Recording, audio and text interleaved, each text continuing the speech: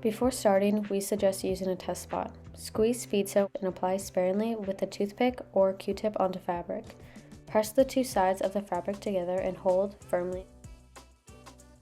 When too much speed soak is applied, the glue will seep through the fabric pores and be slightly stiff once dried.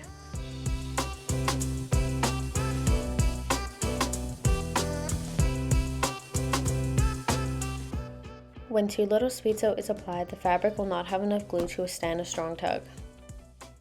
If you rub a little bit on your fingers, you will see that speed soak dries in less than a minute.